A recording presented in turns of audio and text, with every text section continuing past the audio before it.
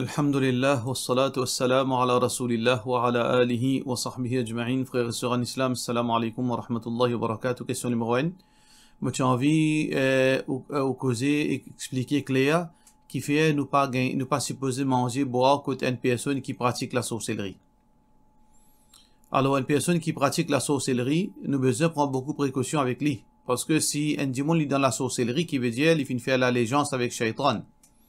Un démon qui n'a aucune relation avec Allah, il n'est pas payé à Allah, il n'est pas respect ban droit à Allah.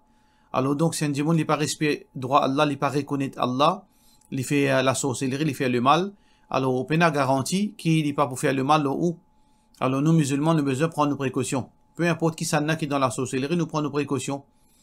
Mais parfois, arriver, il y a une relation de sang. Par exemple, un démon, son maman fait la sorcellerie, ce sœur fait la sorcellerie, ce frère fait la sorcellerie. Alors, comment nous casse relation? Nous pas nécessairement casse relation. Nous capables prendre une distance. C'est que nous gardons relation à travers le téléphone. Ou bien, un coup inattendu, nous ferons une visite, une visite sans qu'il nous dise qu'il est, nous peut venir. Nous, maman aussi pareil, nous pas fixer un lait pour nous rentrer. Et quand nous pouvons manger, nous pas manger tant qu'il est capable. Et si nous pouvons manger aussi, faudrait que manger l'appétit devant nous. Et ensuite, nous place nos confiance dans Allah. Nous place nos confiance dans Allah. Question suivante.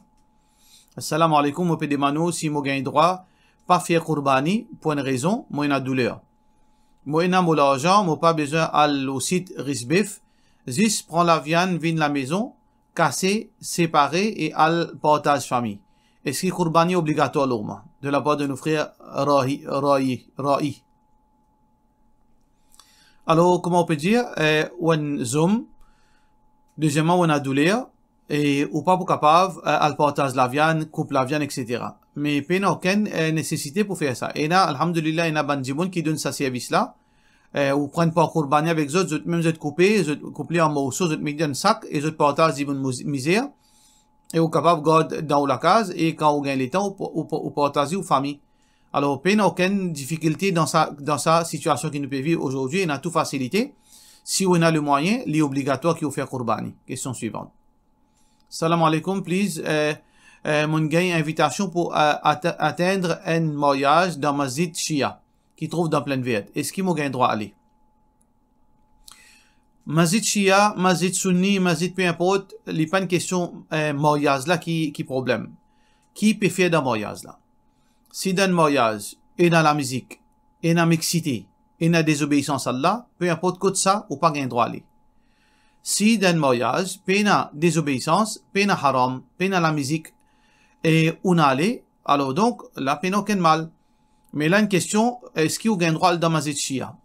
Alors, si il y a seulement, ou permet tout présence pour un mariage, et là-bas, pas pour ni la musique, pas pour ni shirk, pas pour ni savan qui sont les cérémonies, pour dire, veut dire, tifila, puis marier garçon, puis marier tifila, et ça, c'est côté tifi, mais pena aucun mal, qui va atteindre ça nika-là, mais seulement, conditionnel, comme on le fait dire, faudrait pas dans la musique, faudrait pas dans la mixité, faudrait pas dans ban qui sont shirk qui peut dérouler, mais si pena tout ça là, mais pena aucun mal qui va atteindre sa mariage. Question suivante. Salam alaikum, est-ce que les 5 piliers de l'islam dans l'autre, c'est l'autre de ce qui est n'a plus valeur? Est-ce que shahada n'a plus valeur qui salat, et salat n'a plus valeur qui rose, etc. Et il n'est pas nécessairement à cause de ça qu'il fait mettre ça l'autre là. Par exemple, l'islam est base de 5 piliers. Numéro 1, témoignage, l'unicité d'Allah, l'attestation de l'unicité d'Allah. Deuxième, salat. Troisième, zakat. Quatrième, c'est hajj. Et cinquième, c'est rosa. Alors donc, ça l'autre là, il n'est pas nécessairement, puis on dit, veut dire l'importance. Mais définitivement, shahada le plus important que tout, ensuite salat, et par rapport à zakat, hajj et ramadan, pas nécessairement qui hajj plus important que ramadan, ou bien ramadan plus important que zakat, il n'est pas une condition. Et d'ailleurs, concernant quatrième pilier, cinquième pilier, il y a une divergence d'opinion de ce lot. Et il y a dit, quatrième c'est hajj, et il y a dit quatrième c'est rosa. Et l'opinion plus authentique, c'est que quatrième là, le hajj. Alors donc, il n'y a pas aucune place qui indique ça l'autre là, c'est par rapport à qui est plus important.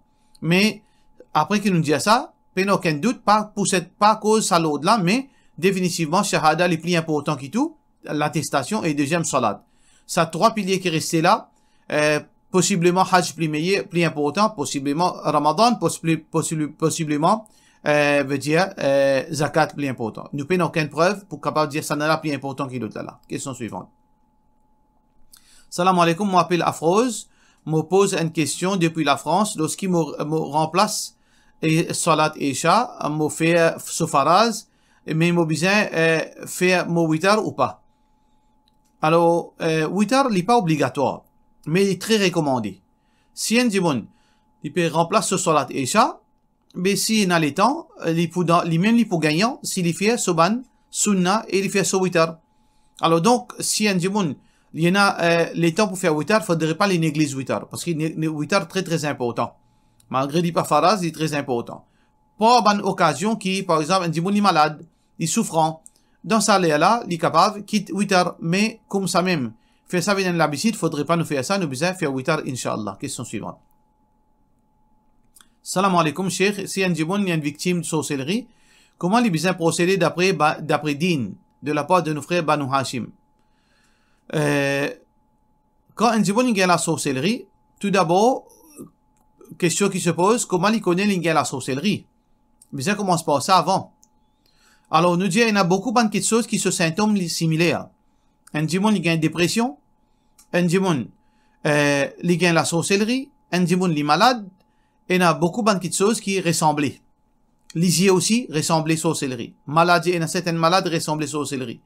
Dépression ressemble à sorcellerie. Un djibon quand si tu as une fille grandir par exemple, il y a délirium, il ressemble à la sorcellerie.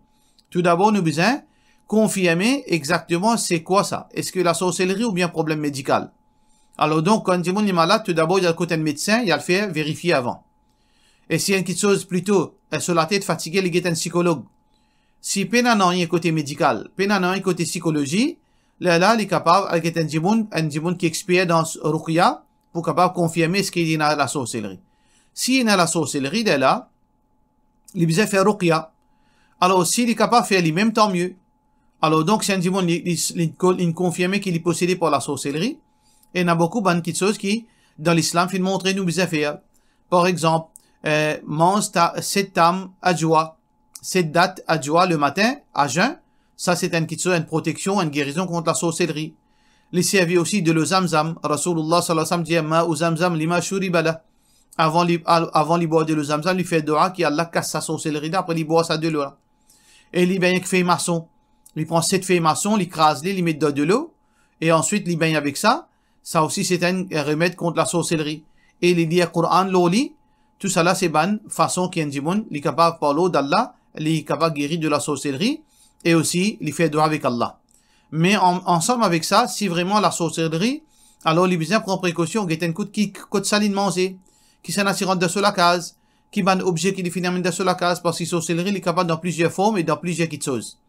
Alors, s'il peut a toute sa compétence, là, il est capable de un djibon qui connaît ce domaine-là, qui pas pour coquin lit, qui pas pour bise l'oli, qui pas pour profite l'oli, là, il fait ruqya, Inch'Allah, Allah donne la guérison. Question suivante. Salam alaikum, vous pouvez une bonne explication concernant Roussel Janaba. Est-ce que un monsieur, madame, un couple, il a besoin de baigner tout de suite après qu'il finit un rapport intime, ou bien il est capable de postponer ce baigner? Alors, il n'y a aucune obligation, il n'y a aucune urgence pour un djibon de baigner après qu'il finit gagner un rapport intime. Il est capable de dire reste comme ça même, tant qu'il n'a pas fait salat. Ça veut dire c'est un djibon. Et Isha, il finit un rapport intime avec son madame, il est capable de dormir comme ça même jusqu'à Fajr. Il n'y a aucun mal là-dedans, il n'y a aucune obligation de baigner. D'ailleurs, hadith qui est rapporté par Abu Hurairah radiyallahu anhu, il dit que le Nabi sallallahu alayhi wa sallam laqiyani fi ba'd turuq al-Madina, que le prophète sallallahu alayhi wa sallam fin joindre un jour, moti dans marcher le chemin, et moti wa ana junub, et moti dans l'état janabat. Alors donc, fa akhtalisu anha, alors mo fin cachette, mo pas fin joindre. Alors donc, quand il finit retourner, il finit dire, il finit rappeler quand il finit trouver moi après, il finit dire, mo fin trouver toi, qui fait, tu pas fin venir vers moi, ou Abu Hurairah. Il dit comme ça, kuntu rajulan junuban, moti dans l'état janabat. فكرهت أن أجالسك وأنا على غير طهارة. Et moi fin trouve ça pas convenable pour m'asseoir avec toi et mon patiena taharat avec moi, mon patiena purification avec moi. Alors Rasulullah sallallahu alayhi wa sallam fin répondit, Subhanallah, innal muslim la yajnus la yandis. Alors donc, un musulman n'est pas vin impur. Ça veut dire patiena aucun mal, qui doit assis avec moi, même te patiena roussel. Mais ça qui est important dans ce hadith là, c'est que Abu Huraira, tu peux marcher au chemin, il pas le baigner, tu peux marcher au chemin, et ni le professeur sallallahu alayhi wa sallam dit tu bien fini baigner avant, vite. Donc ça peut montrer nous que l'IP n'a aucune urgence dans faire roussel, excepté s'il arrive les salades. Deuxième hadith qui est rapporté, ce hadith est rapporté par Bukhari et Muslim. Et un autre hadith qui est rapporté par Muslim, qui Aisha radiyallahu anha, un jiboun fin de manli, il dit que concernant, veut dire Rasulullah sallallahu alayhi wa sallam, il dit comme ça, kayfa kana yasna'u fil janaba, comment Rasulullah un petit peu fait quand il est dans le janabat, quand il patina roussel, akana yaghtasilu qabla an yanam, est-ce qu'il est fini baigner avant qu'il y dormi, ou yanamu qabla an yaghtasil, ou bien il dormi après il baigner quand il levé. Qultu kullu dhalika fi kana yaf'al. Tout ça là il peut faire, parfois il baigner avant il dormi, parfois il finit dormi après quand il levé il baigner. Rubbama ightasala fanam, et parfois il peut baigner après il dormi. Donc ça veut dire ça peut montrer nous encore pas aucune urgence. Mais sunna, si un dimoun le soir, il peut envie dormi, il bon qu'il y fait oiseau. Rasulullah sallallahu alayhi wa sallam, parfois quand le parti peut faire oiseau, il a le dormi, il baigner, il fait oiseau, après il a le dormi. Ça c'est une quelque chose qui est meilleur. Mais si un dimoun pas fait oiseau aussi, il a un droit de dormir dans sa l'état là, pas aucun mal là. Question suivante. Salam alaikum, moi d'un grand dilemme. Moi et mon fiancé nous tirons 2 mois pour marier. Il est arrivé qu'il nous fait une fiazina dans des moments faiblesse. Mais là, on réalisé nous une mal fait. Et mon diali nous fait tauba et nous pas pour faire ça. Attendre mariage. Mais mon fait tauba dans namaz, mon fiancé dit à moi, lui aussi il fait une fait tauba pour lui moi pas connaît. Là il tiré 1 mois pour nous marier. Nous une tenté mais nous tous les deux, India, nous pour attendre mariage. Là, vraiment, saisissent après Nika qui nous fait une proche. Aster m'a demandé si mon Nika valide. Moi pas connais comment mon fait ça et réel. Chaque fois, moi demande mon monsieur, si ici elle une fait tauba. Il dit moi oui. Pour lui, moi pas connais, mais pour moi, moi t'y fais. Et ça, c'est une question qui est très très grave. Quand on dit mon fiancé, faudrait pas se croire qu'il tout qui soit permissible. Non, il n'est pas permissible entre un fiancé. Quand un monsieur avec une madame in halal, pour le prochain, c'est quand on finit faire nikah. Alors, pour cette raison, c'est que, pas un droit fréquenter, tout seul, rester, tifi rester garçon tout seul, ou bien à le promener tout seul. Tout ça là, c'est quelque chose qui est haram. Alors, donc, ça, c'est conséquence, ça ban relâchement, ça ban négligence. Alors, si on arrive au fin faire zina, pendant aux fiançailles, là, il y a un gros problème. Est-ce que, quand on marie ou tu envoies de famille, tout d'abord, bien comme ça. Si ou tu envoies de famille, là, bien pose deuxième question. Qui ou suivent, qui l'école des pensées ou suivent? Si vous habitez suivre, ben, du monde qui, si on n'y a fait dans mazid tablik, dans mazid sunnat jamad, ou bien quand on a une petite chose qui ou guide mon mufti, ou bien maulana, là, on n'y a valide. Mais si on dit monde où tu habites, écoute, ben, du monde qui étudie l'Arabie, par exemple, ou suivre Coran et Sunna. Là, si vous êtes enceinte pendant que vous pouvez marier, ou n'y a pas compter au bizarre faire sa nika là. Bizarre faire sa nika là. Alors, bizarre laisser un mois aller, veut dire une période passer, après une période, refaire sa nika là, veut dire repasse sa relation là. Mais si, vous finissez faire zina, ou dire moi, vous tirez 5 mois pour mariage, et avant marier, ou tu finis gain aux périodes. Ça veut dire après sa zina là. Et au fin gain période après sa zina là avant mariage, là au peine aucun problème. Peine aucun problème, ou nika li pour valide inshallah. Question suivante. Salam alaikum, moi tu as vu connaître est-ce que un démon qui suit évangéliste considéré comme Jean du livre qui a l'indien de Coran et est-ce qu'il est capable de faire nika avec sa personne là? De la part de Luqman. Alors sa question là vient depuis une madame. Alors, vous connaissez une madame, vous connaissez une madame musulmane, vous connaissez que, dans aucune circonstance, il n'y a aucune madame musulmane qui a un droit de marier avec un non-musulman. Peu importe qui il était. Il y a un juif, il y a un chrétien, peu importe. Allah subhanahu wa ta'ala, pas donne permission. Par contre, pour les hommes, les permis pour un homme musulman marié avec un chrétien ou bien un juif, un chrétien orthodoxe, qui veut dire qu'il n'a aucune des autres religions à part christianité. Mais seulement sa permissibilité-là, n'est pas applicable de nos jours, dans le contexte Maurice. Il n'est pas applicable dans le contexte Maurice, bien pas faire ça. Pas veut dire si un djiboun est marié comme ça, son nika pas compté, non. Mais seulement, dans l'aspect pratique, il n'est pas marché.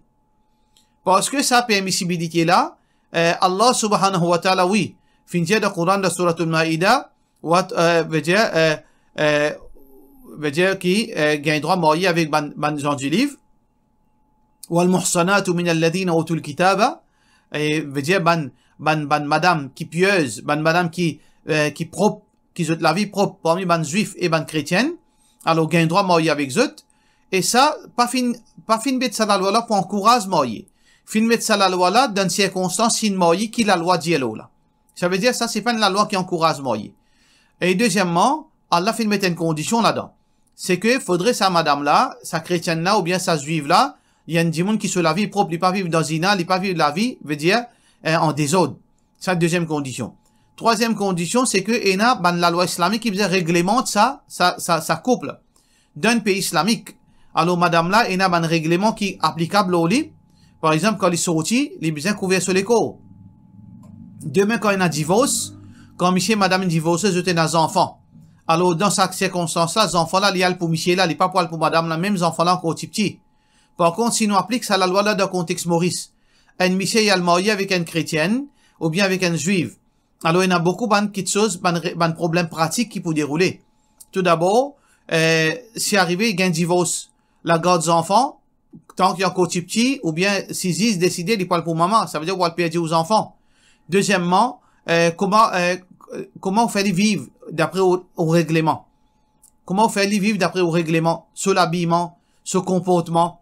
Alors, il y a beaucoup de problèmes pratiques dans ce côté-là. Nous pas dire les haram, mais seulement dans la pratique d'un pays qui peine l'État islamique, les difficiles. Mais en bref, comment nous dire, dans l'islam, les permissibles pour un homme pour marier avec un juif ou bien une chrétienne qui est propre, qui se la vie propre, et surtout ça dans l'État islamique. Mais une madame musulmane, il n'a pas gain droit à marier ni avec un juif, ni avec une chrétienne dans aucune circonstance. Question suivante. Salam alaikum. Et il y a une madame qui est ex-homicier, qui pas travail. Je tiens un petit l'argent comme l'économie, mais je ne n'a aucune rente pour vivre.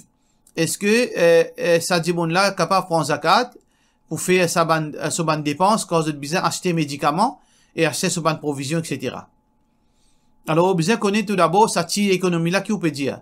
Si vous pouvez dire moi quelques milliers, un 5-6 000 roupies, un 10 000 roupies, une gardée d'un coin, arrive une panique, ça n'a aucun problème. Alors, donc, si je paye aucune rente, je vive la pension. Alors, donc, si monsieur et madame là vivent la pension, et pour eux, la fin du dimanche, je gagne difficulté, oui, dans cette circonstance-là, je gagne droit à prendre zakat. Mais si vous dites, si l'économie par centaines de milliers, parce que vous pas les spécifier. Alors, donc, si il y en a beaucoup d'argent, par exemple, il y en a 100 000 roupies gardées. Non, il n'est pas gagne droit à prendre zakat. Parce qu'il y a trop grosse somme de besoin, service à l'argent là. Ou bien les fructifier ça l'argent là, les mettre dans le commerce. Ou bien les servir. Mais non pas les prendre zakat, veut dire, avec une facilité. Mais si vous payez quelques milliers, 5 000, 10 000, 15 000, alors là, il n'y a aucun problème. Mais une grosse somme, non, les business finis servir là-dedans avant, là, les éligibles pour les prendre zakat. Pour cela, nous disons, wassalamu alaikum wa rahmatullahi wa barakatuh.